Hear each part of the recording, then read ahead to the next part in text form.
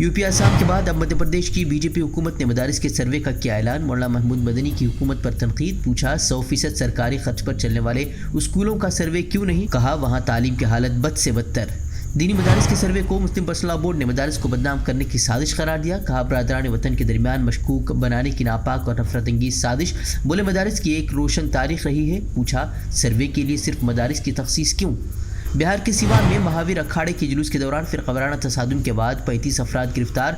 8 साला मुस्लिम लड़के को भी पुलिस ने गिरफ्तार कर भेजा जेल। अब तक रिहाई नहीं। मस्जिद में नमाज अदा कर रहे लोगों को भी गिरफ्तार कर ले गई पुलिस। तसादुम के बाद मुस्लिम मकानात और उनकी निजी इमलाक को नुकसान पहुंचाने की वीडियो वायरल होने के बावजूद 35 में से 25 गिरफ्तार होने वाले अफराद मुसलमानों के हक की बात करने वाले नायब वज़ीर आला तेजस्वी यादव भी मामले पर खामोश। दिल्ली में अब CNG बस खरीद में घोटाले का इल्जाम। 1000 बसें खरीदने को लेकर LG ने CBI जांच को दी मंजूरी। आम आदमी पार्टी का पलटवार, कहा दिल्ली को एक पढ़े लिखे LG की जरूरत, जो बसें खरीदी ही नहीं गई उसकी जांच कैसी। खुद LG पर घोटालों में मुलव्वस होने का लगाया इल्जाम। गंभीर भ्रष्टाचार के आरोपों से बचने के लिए LG साहब रोज नए नाटक करते हैं। अब ये जो मामला इन्होंने बताया, 1.5 साल पहले तो इसके अंदर CBI PE कर सकती है। 1.5 साल पहले CBI ने इसके अंदर PE दर्ज कर रखी है। अभी तक तो CBI को कुछ नहीं मिला। जम्मू कश्मीर में गुलाम नबी आज़ाद का बड़ा बयान। बोले वापस नहीं होगा दफा 370। वापसी की बात करने वाले अवाम को कर रहे हैं गुमराह। अगले 10 दिनों में अपनी नई पार्टी के नाम का ऐलान करेंगे गुलाम नबी आज़ाद। जमीन हमारा वापस करें, हम उसके मालिक हो जाएं कोई बाहर वाला।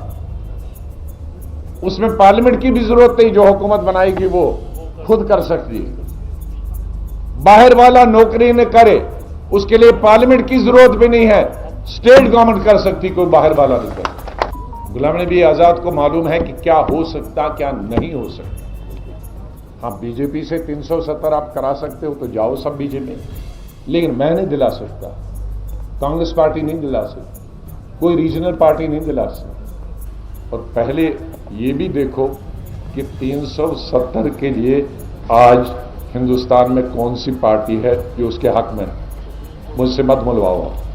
मेघालय की गवर्नर सत्यपाल मलिक ने अब एक और बयान से बढ़ाई मोदी हुकूमत की मुश्किलें। अब उनसे कहा गया था कि हुकूमत के खिलाफ न बोलने पर बना दिए जाएंगे लेफ्टिनेंट गवर्नर। कांग्रेस का तंजिया ट्वीट, लिखा मोदी जी की रेवड़िया ये है कि हुकूमत के खिलाफ न बोलो, मेरे काले कारनामों को मत खोलो तो मिलेगा ओहदा। कांग्रेस की भारत जोड़ो यात्रा जारी। आज केरल में राहुल गांधी का शानदार इस्तकबाल। 7 सितंबर को तमिलनाडु के कन्याकुमारी से हुआ था यात्रा का आगाज। तहकीकाती एजेंसियों के निशाने पर रही NCP ने एक बार फिर बुलंद आज़ाम का किया इजहार। शरद पवार बोले किसी कीमत पर मरकजी हुकूमत के आगे नहीं झुकेंगे। अपोजिशन जमातों से भगवा पार्टी को इख्तिदार से दूर रखने के लिए मिलकर काम करने पर दिया जोर। हमसे जुड़े रहने के लिए हमारे चैनल फ़िक्र खबर TV को सब्सक्राइब करें, वीडियो को लाइक और शेयर करें। मज़ीद खबरों के लिए विजिट करें फ़िक्रोखबर.com।